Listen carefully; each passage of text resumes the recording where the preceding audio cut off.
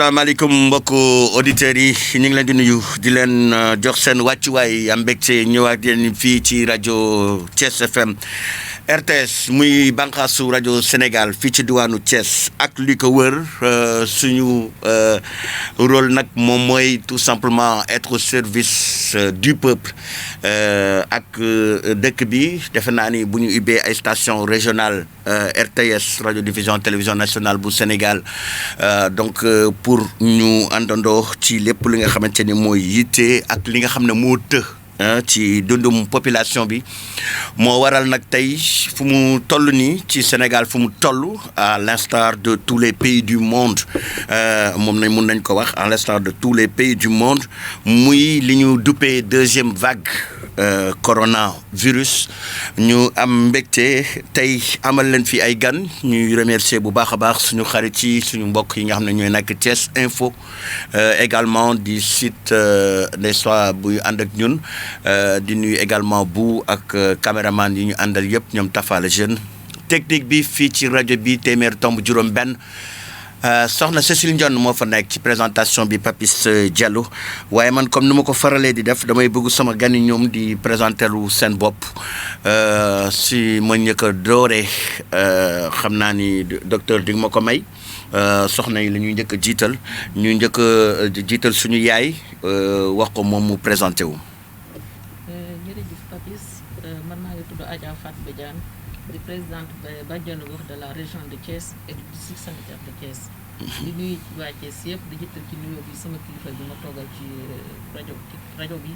muy le médecin chef du district sanitaire de Thiès le docteur Moustapha Faye. kon yaa koy présenté nii. te moom présenté gul boppam. di ko nuyu bu baax a baax a baax di nuyu monsieur le maire Talla Sylla la ñuy facilité émission bi. di nuyu sama mbokk nawle bàjjenu gox yi nekk autour du district sanitaire de Thiès yëpp. la région de Thiès. di nuyu le médecin chef de région les autorités administratives ak waa RTS yi ñu dal maa ngi nuyu ñëpp di gërëm ñëpp. incha allah jërëjëf yaay booy li nga wax war nañ ko bamtuwaat ni que mairie de la ville de Thiès ki ko jiite di monsieur le maire Talla Sylla ak directeur de cabinet monsieur Latir ak ñi fa nekk ñëpp ñoom tamit aussi ñun bu ñu amee xelum émission bi ñoom nekk nañu ay facilitateur te ñoom tamit dañu war a jublu ci li nga xam ne moom mooy xeex bi yow nag sa teewaay dafa am solo parce que dañuy wax ni que docteur bu ci ñëwee léegi dinañ wax ni que fu mu toll nii le combat doit être combat communautaire maanaam dañ ko war a xeex à la base communiquer ak population yi looloo waral sa teewaay docteur maa ngi lay nuyu di la bàyyi nga nuyoo. maa ngi lay fay Papis Diallo salaamaaleykum mbokki auditeurs Thiès FM ñu ngi nuyu ñëpp di am mbégte ñëw si plateau bi tey pour waxtaanee comme ni nga ko waxee Covid 19 di lu nga xamante ni problème mu àdduna bi yëpp maa ngi nuyu soxna Farba Diane présidente régionale bàjjenu gox yi di ko jox wàccuwaayam ci liggéey bu am solo bi ñuy def ci communauté bi di la nuyu di nuyu ñëpp jërëjëf. jërëjëf moom liggéey bu mucc ayib waaye yéen tamit waa kër docteur cant ak ngërëm ñeel na leen dañuy njëkk a dooree ak résultat wu bés bi tey Sénégal maanaam 295 cas la am ci 24 heures yi ñu seetlu ni si 295 yooyu suñ ko doon tekki ci wolof dañu naan ñaari téeméer ak juróom-ñeent fukk ak juróom ñu am feebar bi moom la ñu am tey téeméer ak juróom ñoom ñoo nekk cas contact benn la ñu importé mu nekk ci aéroport international Blaise Diagne téeméer li kéemaane nag ci mbir mi moo waral sax teewaayu bàjjan mooy téeméer ak juróom-ñett fukk ak juróom-ñeent téeméer ak juróom-ñett fukk ak juróom-ñeent nasaraan di ko wax 189 cas ñoom ñoo jógee ci li ñuy duppee te li ñu gën a ragal ci mbir mi muy cas communautaire ci bés bi waaye Sénégal bu wéyandee tey ci fukki fan ak ñeent ci weerum janvier ñu fàttali nañ ni que am nañu 38 cas graves yoo xamante ni waa kër docteur jël nañ leen en charge ñu ngi ca service su réanimation yi am nañu nag téeméer 135 ñoo xam ne wér nañu ba ñibbi seen kër. docteur defe naa ni chiffres yi ñu joxe nii dañ doon wax l'heure est grave mais mun nañu wax léegi l'heure est très très grave. waaw effectivement actuellement wax dëgg yàlla contamination yi bari na trop comme ni ko chiffres yi wone cas positif yi bëri na cas communautaire yi rawati ëpp cas contact yi mais lii c'est la face visible de l'iceberg lii tubaab di wax face visible de l'iceberg lii moo feeñ ñii ñoo dem ñu defal leen test gis mu positif mais mën naa biir ne lu ëpp ñaar wala ñett yoon ci cas yooyu ñu ngi ci askan wi te xëy na demuñu hôpital donc fi ñu toll nii nous sommes en pleine épidémie et nous sommes ci phase bi ñuy wax transmission communautaire. boobu loolu moo ci gën a kéemaan. jàngoro jaa ngi ci biir askan wi. waaw. ba wax dëgg yàlla war nañu gën a farlu bu baax a baax lii résultat yi ñuy joxe échantillon rek la ci cas réel yi nekk ci askan wi parce que ñooñu ñoo sonn te hôpital mais gis nañ ni bëri dañuy sooxee jàngoro ji du ñu dem def test loolu moo tax chiffres yi toll nii mais biir na ma ne bu ñu defoon enquête wala ñu testé ñëpp ñi am ay màndarga dinañ dépasser foofu chiffre boobu. docteur li nga wax ni dafa doy waar léegi population bi est-ce que ñoom actuellement vraiment conscient nañu ci situation bi nga xam ne moom la coronavirus Covid-19 bi nekkee Sénégal. Véritablement war nañ ci am jël conscience parce que lii ñëpp ci teg seen bët fi ñu toll nii daanaka ku mu jotul am nga mbokk wala jegeñaale boo xamante ni jot na ko ñi si loolu bari nañu lool rawatina mag ñi nga xamante ni dañuy ëppal juróom-benn fukki at surtout góor ñi suñuy statistique wane na ko fii ci Thiès mooy statistique nationale yi aussi loolu la ñuy wone te de plus en plus dañuy gis ay xale yu ciy faatu. léegi sànq bi may ñëw rek am na benn décès dem bu 35 ans biñ ko defalee prélèvement résultat yi sànq la ñëw wane ne dafa positif kon yëf yi fi mu toll nii ci gën a tayo il faut que askan wi gën a farlu vraiment prise de conscience bu gën a am solo. ñu farlu ñëpp jàmmaarloog jàngoro ji pour fexe jële ko fi parce que nii mu continuer bu ñu gënul góorgóorlu rek ci engagement communautaire mën na indi musiba yu gën a doy waar mën na gën yaatu gën a jàpp ñu bari te lu muy gën di bari ñi ciy loru di gën a bari ça c'est clair gis ngeen décès yi première vague en général ay 2 3 4 mais gis ngeen fi ñu toll nii ay moyenne bi 10 décès par jour la. bu ñu continuer musuñu ko woon am. bu ñu continuer nii mën nañ ko weesu. il faut que nit ñi gën a bàyyi xel ci jàngoro yu baax a baax gën a góorgóorlu ci digtal yi nga xamante ni waa kër docteur joxe nañ ko parce que loolu rek moo fi am pour le moment pour xeex jàngoro ji voilà. léegi docteur bu ñu toogee ba mu yàgg gis le président de la République son excellence Macky Sall jël décision ne day def maanaam couvre-feu ak état d'urgence boo xam ne benn pàccu dëkkum Sénégal mu ne Dakar la ak Thiès yow mi nga xamante ni yow yaay médecin chef district sanitaire bu Thiès yow pour yow mun lan ngay expliquer population bi li waral Thiès bokk ci loolu. waaw Thiès parce que dafa bokk ci dëkk yi nga xamante ni foofu la jàngoro yu gën a bari li ñuy wax incidence maanaam boo jëlee cas yi am Thiès comparé ko population ak cas yi am Dakar bokk nañ ci région yi ëpple ay cas donc loolu moo tax ñu ciblé ñaari région yooyu ci mesures yooyu nga xamante ni chef de l'État jël na ko mooy couvre-feu bi pour wàññi mobilité personnelle nit ñi dina impacter effectivement parce que ku wàññi rassemblement rek di nga impacter ci transmission bi de façon très positive maintenant nag am na yeneen matuwaay xëy na yu gën a pertinent yu nga xamante ni mënoon na gën a tax wàllante bi wàññeeku waaye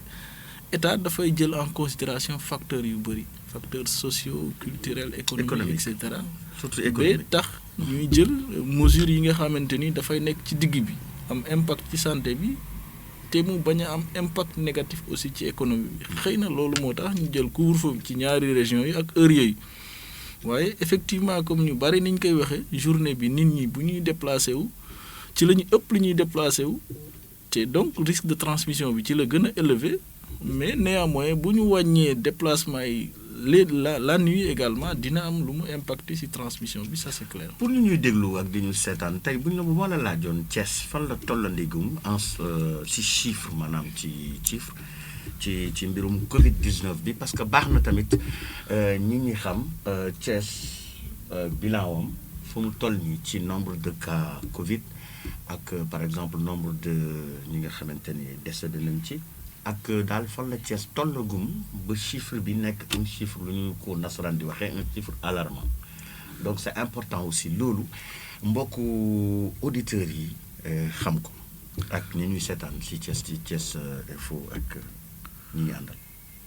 waa à ce jour bésu tey bi ñu ngi toll ci 794 cas mooy juróom-ñaar téeméeri cas ak juróom-ñeent fukk ak ñeent nit ñu nga xamante ni am nañu jàngoro ji ba ñu commencé. di notifier ba léegi. 700 juróom-ñaar téeméer ak juróom-ñeent fukk ak ñeent maanaam juróom-ñetti téeméer yu manqué juróom-benn bokk nañ ci département ci région bi département bi gën a bëri la ay cas boo jëlee département bi aussi district sanitaire moo ci gën a Thiès moo ci gën a ëppale ay cas donc ci 2000 et quelques nga xamante ni région médicale bu Thiès am na ko et puis loolu aussi. am nañu ay décès yi soo ko calculer compter ñu ngi ci am 48 décès maanaam ñeent fukk ak juróom-ñett. waaw bi ñu defee jàngat yi nag boo jëlee ñooñu faatu 95% yi téeméer yoo jël juróom-ñeent fukk ak juróom ya ay mag ñu ëppal 60 ans la kon gis nañu ne jàngoro ji daal ñooñu la gën a yab te def leen di lor bu baax a baax a baax actuellement. 628 juróom benn téeméer ak ñaar fukk ak juróom-ñett wér nañu ci am na ñu nekk à domicile yi ñuy suivre mu toll ci 90 mooy juróom-ñeent fukk am na ñu nga xamante ni juróom benn la ñu toll ñu ngi ci centre de traitement yi parce que seen état de santé dafa xaw a kéemaane ba mënuñ leen suivre à domicile donc foofu la ñu toll ci xayma yi. donc mbokk yi dégg ngeen chiffres yi nga xamante ni. mais fàttali ne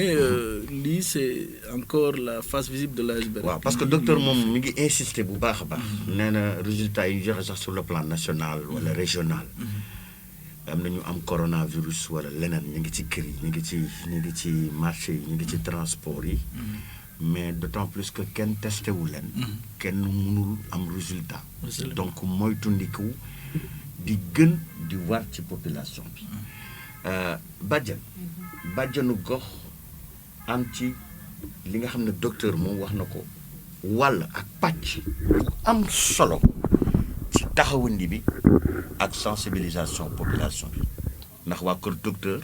macha allah ñu ngi def seen kentalaay kattan ñoom cant ak ngërëm da leen ñeel waaye yéen ñi nga xam ne mun naa leen duppee yéenay relais entre waa kër docteur ak population bi nan ngeen jàngatee li ak fan ngeen ci yan stratégie ngeen teg fu mu nekk nii pour ànd ak ñoom waa kër docteur ci xeex bi. voilà merci Papis ni ñu jàngalee situation bi mooy grave rek très grave et alarmante ñëpp tiit képp kuy doomu aadama rek tiit nga ci coronavirus bi lool. stratégie yi ñu ciy teg nag dañ ko tegandoo ak waa district sanitaire de Thiès parce que ñoom ñoo ñu formé defal ñu ay formation ci VAD sécurisé dugg ci kër yi ñaaxaat borom kër yi ñaaxaat ñi nga xam ne ñoo nekk ci biir kër yi parce que fi mu nekk nii boo gisee lii yëpp ñëwaat deuxième vague bi ñëw ak doole dañoo bàyyeeku woon te bàyyeeku boobu ñu ngi ci doon avertir toute la population ñoo nañu fi def ay émission rajo yu bëri ni leen kat bàyyeeku nañu mais waruñoo bàyyeeku ndaxte feebar bi mu ngi fi ba léegi mais nit ñi dañoo xaw a dëgër bopp. na ma yàlla tableau bi le ministre de la santé. wane ci RTS 1. bu ñu génnee ci réunion de crise ba président de la république jël mesure Dakar ak Thiès tableau bi boo ko gisee pyramide bi fi ñu wàccee woon ak nañu yéegee waat waaw dafa doy waar. dafa maanaam doy waar. dafa doy waar trop parce que bàyyeeku bi la doo mën a dem ci kër di fekkaat raxasukaay yi ñun dañuy dem ci kër yi ni ne la raxasukaay yi ñu tegoon fii ñu naan feebar bi de moom nangam ñu toog nag foofu la acteur communautaire bi war a liggéey nag waxtaan nag ak population bi ba raxasukaay yooyu ñu jëlaat ko di raxasaat seen loxo yi port masque bi tamit ku nekk xam na ni bu njëkk kenn bëggul woon ku la masqué ñëpp dañoo bëggoon ku leen gis ñuy sañse def nii mais léegi la situation moo ko laaj ñuy takk masque yi ndaxte feebar bi bari na de mais feebar bi waaxul di ñëw ñun ñoo koy jëli di ko indi nit ki moo koy wàll moroomu nitam kon nag nit ki moo mën a aar moroomu nitam te bala ngay aar kenn aaral sa bopp ba pare loolu la ñuy dugal ci biir population bi di leen xamal itam couvre-feu bi ñuy jooy ñu naan président de la République dafa tëj Thiès ak Dakar mais ñun suñu toogee ba nga xam ne tëj nañu Sénégal yëpp ñun fan la ñu jëm di sensibiliser tamit ñi nga xam ne dañ doon liggéey guddi ñu gën a wàcc seen heure yi ñi nga xam ne dañ doon liggéey à partir de 19h 20h ñuy ñëw à partir de 16h 17h jaay seen cere jaay seen fonde parce que soo waxee ñun ñoom heure yooyu la ñu amoon ci la ñuy dundal seen waa kër ñu leen ngeen wàcc koo jaay bu seddee bu demee mu tàngal moo gën parce que tamit musiba mu wàññeeku moo gën musiba mu bari parce que bëccëg bi sax mën nañoo compter ci rayons solaires yi y a concentration humaine ñu ngi dem ak ñëw mais rayons solaires yi dina am lu mu ci joué xam naa après docteur dina leeral foofu waaw mais bu guddee mu ànd ak sedd bi te dégg naa si docteur yi ñu naan virus bi dafa xaw a graisse dafa xam ne dafa niin xam nga lu niin su seddee dafay dëgër léegi nag fu mu dal nag foofu dafay gën a kole du dem loolu moo tax raxasu bi ak saabu bu baax am solo parce que soo raxasoo nii rek ak ndox kese wala raxas bu yem su fekkee dafa am lu niin ki sa loxo du deñ il faut nga raxas loxo bi bomb ko ba mu set raxas xalante loxo yi raxas veille raxas aussi ba nga paase fi ngay takk sa montre waaw mais doo ko raxas yemale ko fii rek daal dem sa yoon nga raxas ko ba mu paase fi ngay takk sa montre ñu moytu nag xew yi surtout ñun suñu moroomu jigéen yi moytu avec yi moytu dëj yi moytu ngénte yi moytu céet yi moytu takk yi. soo gisee ci internet bi. voilà ñu génne ay mesures nga gis ñu génne ay vidéo sax di ko reetaan mu reetaan lu ci ay nit yoo xam ne dañuy organiser ay xew. takk der yi ñëw di ko tas. yow ban message. mais loolu c'est très honteux fort nga war a envoyer cette population là. bari arrêté xew yi parce que xew bu fekkee ngénte la bëtalal su fekkee takk la mayal mayu jàkk après nga def sa réception takk du wees cër du wees mais nga ni naa ko def tey yokk musiba yow gan yi ñëw xamul lu ñu indaale ñañ fay fekk xamuñu lu ñu fay fekk te li ma wax ci virus bi rek virus bi moom demul fenn dañ ko dugal Sénégal yi tas ko ci seen biir ndax ñàkk dégg ndigal ndax suñu déggee ndigalu kër docteur bis bu nekk ñu ngi def nag lu ñu mën docteur yaa ngi def di leen sargal di leen jaajëfal ñu ngi former seen i relais ñu ngi former seen i bàjjanu gox ñu ngi former acteurs communautaires yëpp imam yeeg sëriñu daara yeeg ñëpp bërki démb rek la ñu jógee district sanitaire de Thiès donc ñooñu suñu déggee message bi nga xam ne moom la leen nit ñi wax dañ cee war a jàpp toog bañ naañ la tasal xew bi loolu gàcce la xew pour lan tuddal sa doom nga def sa xew bu yem bis bu fekkee yow da nga bëgg a def xew bu rëy bis bu paasee bu lii paasee ji ñi yàlla nga def loolu bëgg a def mais lii tant que ñu ngi dajaloo. est-ce que jotul nga wax ñu bàyyi caaxaan gi te xam ne feebar bi daf fee nekk gën a am doole. daf fi nekk gën a am doole te ba pare virus bii ñëw dafay rey ku nekk dégg na ni docteur wax dafay rey bu ñu naxante bu bële paase sax. docteur nee na la léegi dañ doon wax naan non mag ñi rek ñoo ci mais ñëppay dee léegi ñëppay dee. nee na la moom léegi nii bi muy jógee fële ca l'hôpital ba déjà am na koo xamante ni 35 ans la am. voilà bi ñu defee test bi donc gis nañ ni que moom coronavirus moom moo ko. ñu ngi noonu ma ne la docteur moo ciy dikk mooy technicien bi mais virus bi ñëw dafa jaaxal nit ñi. parce que rey bi dafa gaaw rey bi dafa bari. comme li docteur wax rek soo demee ca mairie bi bañ jox la statistique ñi ñuy jox certificat de décès par jour da ngay tiit ñi nga dëkkal ci koñ bi tamit ñu lay tàggee ñu dee ñu koy suul da ngay tiit armeel yi heure boo rombee ñu ngay suul te loolu amul woon bu njëkk mais docteur aussi damay attirer attention marché bi ci raay bi marché bi foofu concentration humaine bi fay am le matin c'est trop loolu moom il faut que ñu veiller ci néew ñu tëj marché bi de parce que donc vraiment suñu ñun ñëpp ay baadoola lañ dañuy dem di faraatu mais yaa benn concentration humaine bu nekk ci marché bii ci diggante raay bi ak saam loxo ak terrain boobu nit ñi dañuy dajaloo tàncaloo foofu bu baax a baax loolu tam li yokk cas communautaire ci Thiès ci la bokk. il faut que ñu xool marché bi xaw ma nu ñuy def respecter distanciation sociale bi wala ñu wàññi nit ñi parce que loolu ci mesure barrière yi la bokk. distance sociale bi takk masque yi raxas loxo yi soo demee marché ba ñëw nga raxas loxo yi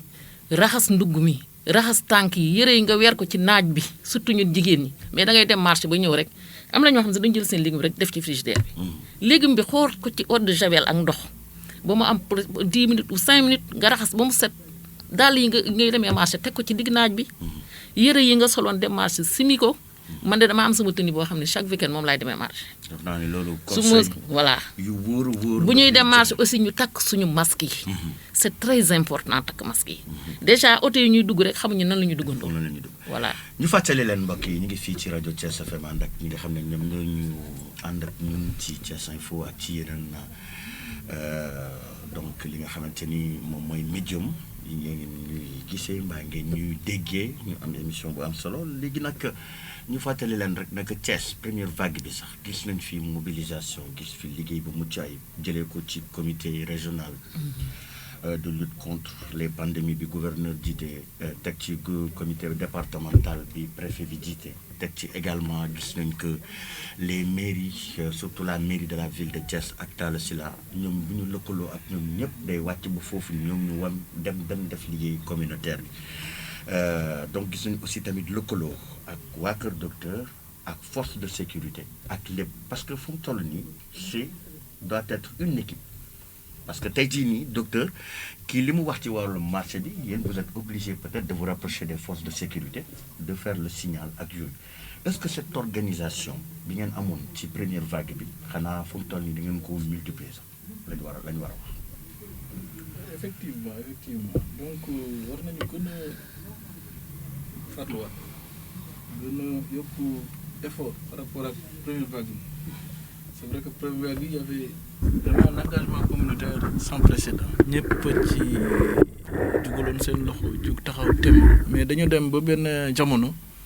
ñu relâché wu te mu desoon ay quelques cas et puis cas yooyu ñoo continuer di yokku avec les facteurs climatiques et environnementaux deuxième vague bi commencé waat donc war nañu gën a redynamiser instance yooyu ñu amoon yëpp effectivement barki démb rek réunir nañ avec le comité départemental de gestion des épidémies mais aussi avec comité régional de gestion des épidémies préfet ñaaxaat ñëpp secteur yëpp force de défense et de sécurité collectivité territoriale communauté bi yëpp pour ñu redynamiser instance yooyu surtout li ñuy wax comité de veille d'action yi nga xamante ni dañ ko war a def ci quartier yi loolu ñu ngi ciy ñaax acteurs communautaires yi bàjjenu gox yi délégué de quartier yi ñëpp ñi nekk ci gox-goxaan yi véritablement ñu redynamiser waat li ñuy wax les comités de veille lëkkaloo def organisation ci quartier yi ci koñ yi gën a sensibiliser nit ñi veiller à ce que les gestes barrières soient respectés kuy génn takk masque ñu éviter xew yi rassemblement yi respecter distance physique loolu c'est très important. docteur taxaw bi maire de la ville de ville Talla Sylla taxawoon ci première vague bi nga xam ne sax da doon def ay émissions synchronisées ci chaîne yi di envoyer les spécialistes tey médecins ñëw suba waa service d'hygiène ginnaaw suba waa sapeur pompier ginnaaw suba les forces de sécurité et cetera ñoom bàjjenu gox yeeg yëpp yow tey jii nii boo doon dellusiwaat ci loolu ci deuxième vague ban appel ngay lancé par exemple ku mel ni monsieur le maire de la ville Talla Sylla ak ñi mu àndal nga xam ne taxaw nañu pare pour àndaat ak yéen ci liggéey parce que nag docteur yéen gàcce ngalaam mais communauté bi ci ay franchement dañu war a leen jàppale ànd ak yéen. Tout à fait gis nañu ne deuxième vague bi véritablement engagement bi xaw na soxe véritablement bonne volonté yi collectivité territoriale ni ñu taxawee woon di accompagner secteur santé des na donc ñu ngi leen di ñaax ñu gën a jàppale secteur de la santé pour ensemble ñu fexe ba xeex bas bi mu wàññeeku bu baax a baax ba jege fi lépp lu ñu defoon ci première vague bi war nañ ko mën a defaat wala ñu doubler ko. te dañ koy doubler. la ñu doubler ko. affaire yi bu doubler duñ doubler. absolument parce que effectivement ni nga wax chiffres yi dañu doubler. contamination bi amul ci benn côté chiffre. boo xam ne Sénégal par rapport ak première vague bi battre record bi. absolument C'est extraordinaire. Tant au niveau des décès, au niveau surtout des cas communautaires, on l'a jamais eu ça. Cas par jour aussi, on est à vraiment. Et puis nous faisons les que le Sénégal tend à aller vers 500 morts. 500. Absolument. On est à 500. presque 400 et quelques. Voilà. On tend à aller tout doucement vers 500. Les résultats qui sortaient par jour, on nous disait toujours 1, et quelques %. Mais là, on a dépassé la barre de 15%. Tu vois le taux de positivité. Exactement. Donc ça va sur une pente ascendante extraordinaire. Absolument. Docteur, est-ce que sur le plan médical,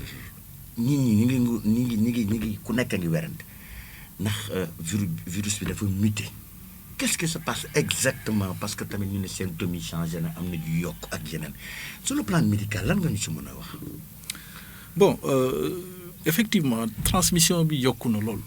mais loolu ay hypothèses rek lañ mën évoquer que ne nit ñi ñoo relâché woon par rapport ak mesures barrières yi. Maintenant ministère communiqué na par rapport ak variants yi ñuy wax au niveau d'autres pays. Institut Pasteur ak laboratoire national de santé publique ñu ngi def séquençage yu germes yi virus yi circulé actuellement mais gisaguñu souche yooyu nga xamante ni variante yooyu nga xam ne dafa am Angleterre ak yeneen réew yi ci gën di lore. Angleterre, Afrique du Sud. Voilà, di gën a lore. Et quelques cas en France. Exactement, mais on nous dit par exemple le taux de wàlle bi de transmission jusqu'à 70%. Exactement. En tout cas nee nañu gisaguñu souche yooyu variante yooyu au niveau du Sénégal. Yàlla nañu ci yàlla musal parce que ñooñu seen transmission gaaw na trop te seen létalité également ñoo gën a virulent maanaam ñoo gën soxor donc ñoo ëpp li ñuy lor donc wax fa dëgg yàlla nañu gën a góorgóorlu comme amaguñu souche boobu nañu gën a góorgóorlu bu ñu respecter gestes barrières yi rek véritablement ñëpp gis naa ne ñu ngi gën a góorgóorlu léegi ci masque yi mais suñu góorgóorloo ci takk masque yi respecter distance physique yi éviter rassemblement yi ku nekk xam ne bas maa ngi fii di lor di rey ndaw di rey mag te wax fa dëgg yàlla gis nga ko cas yi yokku na décès yi yokku na ñun nous sommes dépassés fi mu toll nii da ngay am malade du am détresse respiratoire doo xam noo ko def parce que salle d'isolement yi fi ñu doon jël malade yi en attendant résultat yi day fees te ñooñu dañu soxla oxygène koo ci dolliwul oxygène maanaam li ñuy nooyee dafay loru donc ñu ci bari loolu moo leen di lor donc bu ñu jàppalewul ci gën a prévention bi maanaam ñu wàññi nombre de cas yi dinañ dem ba structure sanitaire yi dañuy dépasser. Docteur, comme te loolu loolu mooy nekkal indi population bi. loolu mooy indi décès yu bari. décès yu bari mais dañ fi nekkal population mais population bi aussi ñoom nee nañu bàyyeeku nañu mais nee nañu aussi waa kër docteur bu ñu demee ba génne ni maintenant dañ lay day patients yi mun nañ toog seen kër ñu leen di faj nee nañ aussi tamit am na si ñoo xam ne tamit nee nañu peut-être que loolu moo waral parce que quand le ministre de la santé il a beaucoup insisté sur le fait que nit ñi dañuy toog seen kër ba feebar bi yegg benn niveau ñu doog a daw dem si centre de santé yi. yow ñooñu di toog seen kër ñu leen di interner seen biir kër di leen faj ak yooyu lan la les hôpitaux ont des problèmes de moyens pour les avoir ou voilà c'est une stratégie de santé publique. c'est une stratégie de santé publique parce que jàngoro am na fu muy toll dañ koy contrôler mënuñuy waxati élimination wala éradication nombre de cas yi yegg na foo xamante ni kenn mënatul hospitaliser ñëpp te li ci am solo mooy cas yi 95% wala 90% yi ay forme fruste la wax dëgg yàlla donc ñooñu soxlawuñu assistance médicale bu am solo bi il suffit que ñu toog seen kër respecter gestes barrières yi jël traitement bi ñu leen wax dañuy wër à 95%. Donc actuellement la priorité c'est de prendre en charge les cas graves wala susceptibles d'être graves maanaam ñi nga xamante ni dañu sonn wala ragal nañu ne dañu nar a sonn parce que dañu am li ñuy wax ay comorbidité donc xeex bi foofu la toll parce que prise en charge bi stratégie bi mu ngi dépendre ci ampleur épidémie bi parce que boo jëlee par exemple 20% de la population amee doomu jàngoro bi ñooñu mënuñu leen hospitaliser parce que am na ñu nga xamante ni soxlawuñu comme ni ma ko waxee hospitalisation dañuy feesal lal yi alors que boo leen fa dugalee cas grave bu amee doo ko mën a jël en charge donc li am solo moo ñu respecter li ñuy wax en termes de mesures individuelles et collectives képp ku ci positif ñu traité la ñu dépister la nga toog sa kër respecter distance physique yi respecter gestes barrières yi isolé wu le temps que ngay wër bañ a dem liggéeyi wala bu nga jël matuwaay yi nga xamante ni doo ko wàll keneen loolu bu ñu ko doon def dinañ régler problème yu bari mais da ngay gis ñoo xam ne dañuy positif mais du tere ñu continuer di vaquer seen occupation parce que jàngoro bi sonalu leen mais suñu respecté woon directive yi wax dëgg yàlla stratégie bi fi ñu toll même réew yu bari loolu la ñuy def cas grave yi wala symptomatique yi nga xam ne sévère yooyu la ñuy yóbbu hôpital pour éviter ñu décéder parce que gis nañ ne daanaka 90% des cas yi ay forme simple la soj la yaram buy métti et cetera et ça passe donc mais dafa am ñoo xamante ni daf leen yàpp ñi amee problème mu roño wala ñi amee diabète wala hypertension artérielle wala yenn immunodépression yi sida wala yooyu ñooñu bu leen jàppee rek dafa leen di lor lu gaaw a gaaw ñooñu la ñuy war a gën a bàyyi stratégie bi léegi loolu la ñuy gën a bàyyi xel. ci lalu hôpital voilà exactement saytu leen moo tax contacts yi fi ñu toll nii du ñuy dépister systématiquement tous les contacts mais dañuy dépister contacts susceptibles de faire des formes graves mooy ñi am comorbidité ak ñi am plus de 60 ans donc képp ku dëkk ak koo xamante ni dafa nekk ci tranche d'âge boobu wala mu am jàngoro yooyu dañ leen di ñaax ñu ñëw ñu defal leen test bu ñu leen defalee test bu ñu positifé te amaguñu màndarga bu ñu commencé traitement bi rek dinañ anticiper ci évolution maladie bi ba joxe ay complications loolu mooy stratégie bi gën a am solo actuellement effectivement wàllante bi mu ngi ci communauté bi li ci mën am solo rek mooy ku nekk xam ne mun nga ko wàll sa morom wala sa morom wàll la ko nga jël matuwaay yi ñuy wax pour bañ ko wàlle wala ñu bañ la ko wàll képp ku ci yëg dara nga dem ñu testé la bu ñu la testé confirmé ne c'est positif nga jël say matuwaay des sa kër respecter gestes barrières yi boo gisee ne yëf yi xaw na la sonal nga teel a yëglu ñu jël la en charge correctement loolu moom yaakaar naa bu ñu ko defoon rek dinañ parvenir à wàññi décès yi te le combat actuellement c'est médical mooy fexe ba nit ñi duñ ci loru mais wàllante bi moom communauté bi ñoo ci mën dara. yow en tant que médecin chef que lan nga constaté depuis couvre-feu bi dugg ak léegi est-ce que les cas à Thiès ont baissé. non wax dëgg yàlla baisseegul parce que c'est très tôt de mesurer l'impact de ces mesures restrictives sur la transmission mais c'est à moyen terme bu ñu dawalee fii léegi 1 mois on verra ce que ça va donner mais Thiès quand même n'est pas sur une pente trop ascendante. si Thiès est sur une pente ascendante li mu la wax moo ci nekk gis nga affaire bi qui cherche trouve boo testé ñu bari booy testé di gis population bi comme transmission bi c'est communautaire actuellement nekkatul en grappe am ñu nga xamante ni par exemple li ñuy wax ay cluster ay grappe maanaam groupe bii ñoo ko am fële amuñu ko léegi mu ngi fu nekk dafa am ñu ciy développer ay symptômes dem faju ji ñuy développer ay symptômes sévères ñuy compliqué donc li am solo moo ñëpp xam ne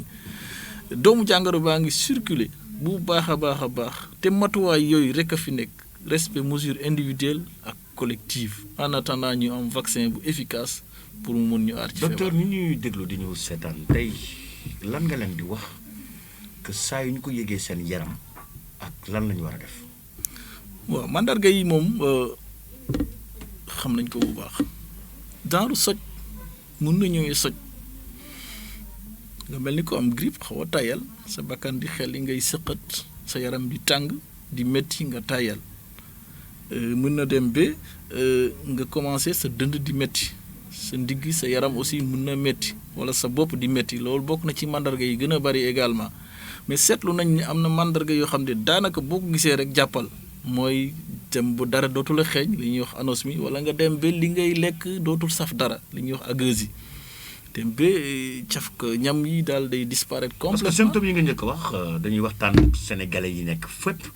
symptômes yi nga njëkk a wax en général sénégalais yu bari bu ñu ko gisee seen yaram grippe la ñuy wax la ñu am. wala dama palu wala dama grippe. donc moo tax mu bëggoon vraiment nga insister. parce que dañu nekk fii pour passer des messages très forts. pour cette population là. nga wax exactement vraiment bu yeggee ci lan ak lan parce que li nga wax noonu soj bi. ak yooyu yëpp sénégalais yi 3/4 yi bu ñu ko yéegee dañu naan grippe moo damaa grippe rek wala damaa xaw a palu. effectivement contexte bi ñu toll. waaw ku grippe rek war nga xalaat Covid-19. ku grippe rek ku am grippe actuellement. amul différence clinique entre grippe ak Covid-19 am na nag mandarga yoo nga xamante ni ci Covid-19 la gën a fës mooy jékki-jékki comme anosmie sa dara xeeñatu la wala ageusie loolu daawuñ ko gis ci grippe classique wala boog bopp yu metti yu intense yi aussi daawul am ci grippe classique wala coono yenn yi ci Covid 19 la gën a fës da ngay tayal doo mun dara sonn jóg sax daf lay të wala sa yaram bi yëpp di metti loolu mandarga yooyu ci Covid 19 la gën a fës loolu daal ku ko amee mun nga woote wala nga dem ci centre santé poste santé bu la gën a jege dinañ la orienté defal la test. docteur est-ce que woote bi gënul. woote bi moo gën. parce que communication bu ñu njëkkoon def ci coronavirus. dafa ko fàtte. waaw dañ ne boo la dara kii rek demal. waaw fekk yow tey boo demee fekk na yaa ngi ko yor ñeneen ñi par exemple yoruñu ko. donc day xaw a doy waar yow sa bopp mën nga ko andi foofu wàllu ko ñeneen. exactement loolu moo nekkoon mooy protocole bi ba léegi. nañu woote. ñu organiser seen dépistage. maintenant nag am na ñu nga xamante ni du ñu woote bu ñu sonnee dañuy ñëw ci structure sanitaire yi jël nañu suñu matuwaay. mais pour éviter aussi contamination boobu. mais li gën daal mooy ñun joxe woon nañu ay numéro de téléphone. y a aussi le numéro vert bi boo ci wootee dinañ la orienter pour nga mun a def test bi. boo amee mën nga leen ko joxaat numéro yi ñu woote. waaw après peut-être que à la fin ñu jox leen numéro téléphone. Badiane gox moom daanaka booy def émission mën nga koy woyee Badiane rek di dem Badiane dégg nga docteur lu mu wax. dëgg la. donc yéen am ngeen ci liggéey. parce que yéenay dem. jëli ay formation ci docteur yi. communauté bi. ngeen dem liggéey ak mairie yeeg yooyu. am ci liggéey. fu mu toll nii lan ngeen ci pare yéen pour def ko. xam naa ne jógu leen ci. waaye tamit stratégie bi day gën a ñëw bu dee feebar bi day gën a law. dëgg la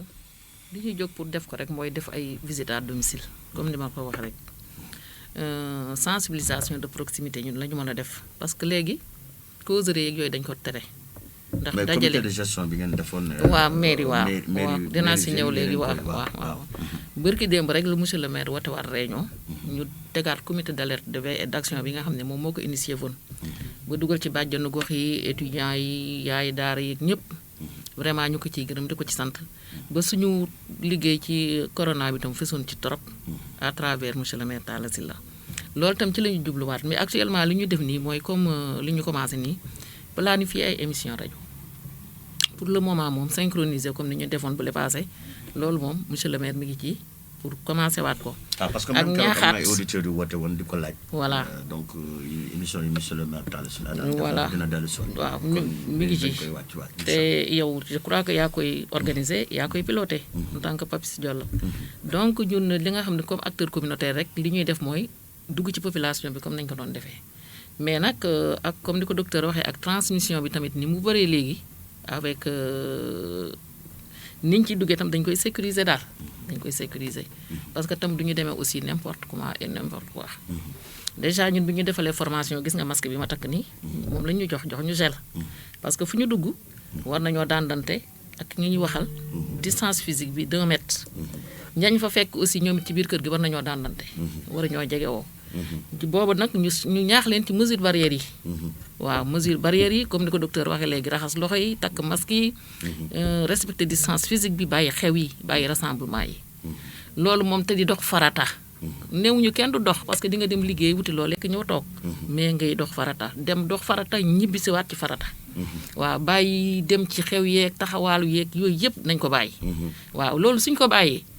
vraiment lu bëri dina wàññeeku transmission communautaire bi tamit comme li ñu def nii léegi na ma yàlla baal aussi joxante ay kaas ak yooyu yëpp dañ ko war a wàññi parce que dañu nekk ci contexte boo xam ne dafa xaw a doy waar contexte bu doy waar la ñu war a nekk fi mu nekk ku nekk dangaa war a jël sa ay matukaay yu mat sa biteelu ndox bi nga yore ko ak sa benn kaas à jeter ci sa saak waaw neewuñu bul lekk fenn de mais même ñun famille africaine la ju mais bokk bool bi sax suñ ko mënee gën a wàññi ñu kii barki démb am na benn kër gu ñu demoon ñu ne ñun kër gu mag la benn bool la ñu mën a def ñun leen da ngeen ko xaaj 4 bool ba 3 bool néew ñu leen bu leen bokk parce que amu leen ay table mën a takk masque waaw booy lekk doo mën a takk masque ba pare aussi raxas yi des fois day des bu ñuy togg bu ñuy lekk am na ñoo xam ne dañuy ñëw rek raxasu rapidement rek ñëw dugal seen loxo ci lekk bi loolu aussi bu ñu duggee ci kër yi di sensibiliser dañ leen koy wax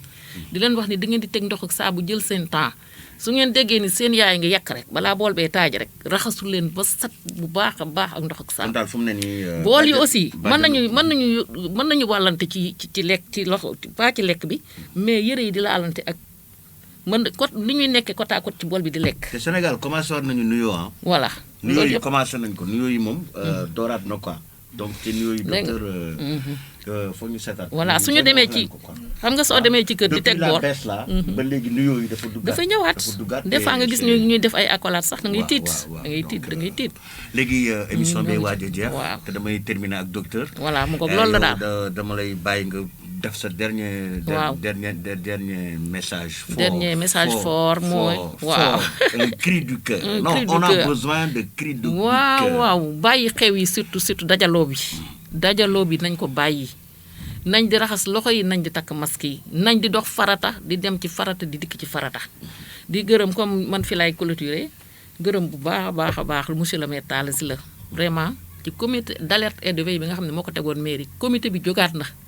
dajaloo waat nañu réunion waat nañu teg nañu ay stratégie li ci waa santé war a am xam naa ni moom dinañ ko yónnee docteur wala ñu yónnee ko autorité yi nga xam ne ñoom ñoo ko war a wasaare. Cécile di leen gërëm di leen sant. Cécile dañu am benn partenaire boo xam ne dama koy liggéey li may liggéey ak moom ci rajo bi moom dafa bëggoon dugg 33 951 65 65 parce que moom dafa décidé comme day liggéey ci ay produits bio dégg nga de day liggéey ci ay produits bio. dafa décidé joxe participation am ci wàllum ay gel ak yooyu yoo xam ne mi ngi koy moo koy defar ay bio donc xam naa ni bu amee temps 33 951 65 65 dina mën a dugg moom waxal ko boppam docteur. damay terminer ak yow bàyyi la vraiment nga wax ak population parce que defe naa lépp lu jëmoon ci mbirum feebar bi. maaleykum salaam. ñi ngi sant Ibrahima Sall bu natural bio waaw.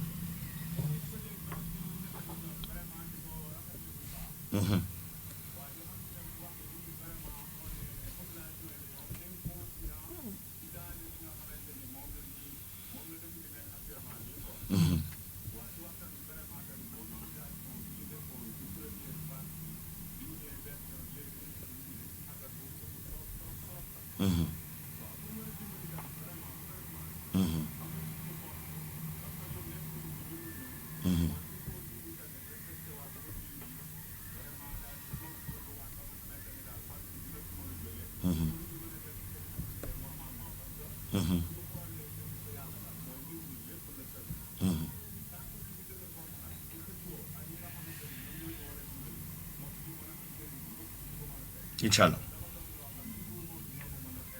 C'est pour toute la communauté.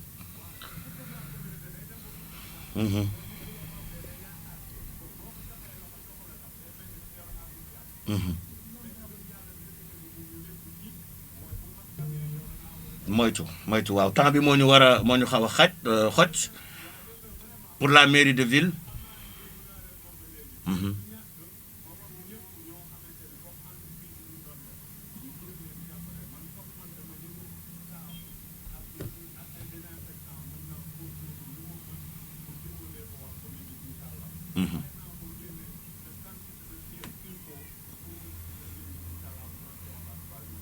donc bàjjanu gox baa ngi lay déglu donc dinañ ko transmettre monsieur le maire de la ville Talla Sylla incha allah incha allah jërëjëf waaw docteur waaw incha allah jërëjëf docteur yow yaay tëj xam naa ni temps bi moo ñëw ñu xoj xanaa di ñaax askan bi ñu gën a farluwaat. docteur man dama bëggoon benn cri du cœur. cri du cœur ah oui engagement cri du cœur docteur il le faut. ñu taxawaat tem pour xeex jàngal parce que wax fa dëgg yàlla kër docteur yaa ngi commencé am d'être dépassé bés bu nekk ci wër place la ñu nekk. parce que malade yi di décédé suñuy loxo. parce que amuñu fu ñu leen dugal. amuñu fu ñu leen jëlee. yegg nañ foofu. amuñu oxygène bi ci war amuñu place da ngay am sax problème il faut nga woote fu nekk régulation bi fépp a fees. nañu góorgóorlu pour respecter mesures barrières yi wàññi transmission bi cas yi lu muy gën a bari cas compliqué yi di gën a bari décès yi di gën a bari décès yi nii mu baree nii lu ko waral mooy cas yi dañoo bari cas compliqué yi bari amatuñu capacité de prise en charge cas yooyu nañ ñu jàppale ci def ay effort pour vraiment wàññi transmission bi wàññi rassemblement yi wàññi génn gi amul solo bi bañ a joxante loxo di raxasu saa su nekk wala ñuy jëfandikoo gel hydroalcoolique di takk masque tout le temps masque bi warul deñ booy génn boo waree dajeek nit rek takkal masque loolu daal moo ci mën dara en attendant. kon yéen waa kër docteur yéen a ngi commencé déborder. wax fa dëgg yàlla. loolu mooy message loolu mooy message bi parce que feebar ba pare amoo foo dem faju amoo lal hôpital boo tëdd amoo oxygène bu ñu la jox hôpital boo dem mu fees ñu ne la demal fële. docteur Faye merci jërëjëf moom mooy médecin chef district sanitaire bu Thiès jotam sax de amu ko waaye tey dafa ne c'est pour la communauté pour population bi la man dinaa def déplacement dagg samay activité ñëw cant ak ngërëm ñeel na la